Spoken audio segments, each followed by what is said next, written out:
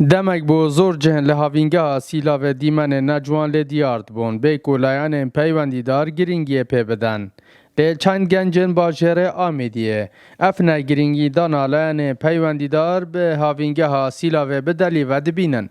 او به هزرک و جوان و سرنش راکش یا هنری لجه پشگوهاویتین هاوینگا سیلا و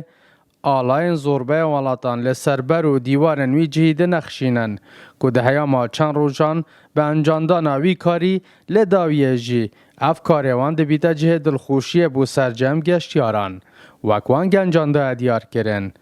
که مرم جه انجامدانا ابی کاری بتنه جوان کرنا دیمن پشگوهاویتین هاوینگه ها سیلاوه بوینه.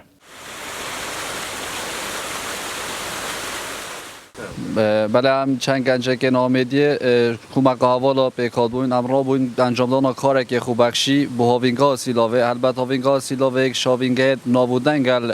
سرانسری کردستانه هم گشتیار نافخو گشتیار باشور و نوراست عراق سر دانت گین امرا بوین انجام دانا کاره که هنری و کاره که خوبکشی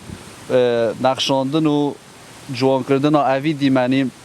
آلاین دولت ها زیادتری 52 آلاین ولات ها چکرینه. بله امرا بوین امجاندان آوی کاری او دیمنه که گلک اینه جام بو امرا بوین نقشاند نوان آلان دیمنه که جام ده هاوینگا سیلاوه او جی بویا جی دل خوشکری و جای که سرنچ راکش بو گشتیارن سردان هاوینگا سیلاوه بکتن و هر کسی که دور رابوریتن بگردنا وینه کی بخول ورد کریتن. بله فزرا بو ما چه بو که جای که تایبت لسیلاوه چکر برام دیمنه که نه جام بو امرا بوین چکرنا وان آلایان کو بیت دیمنه که جوان بیت جه سرنجا گشتیاران و بویا جه سرنجا گشتیاران و دل خوشیوان کو هر گشتیاره که قصد ورد کت وینه کی بردگریتن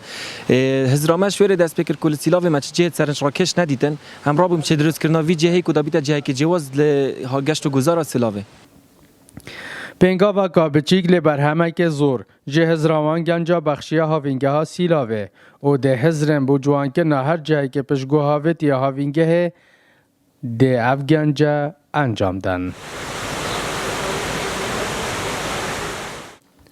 اسام عبدالرحمن گلی کردستان هاوینگه ها سیلاوه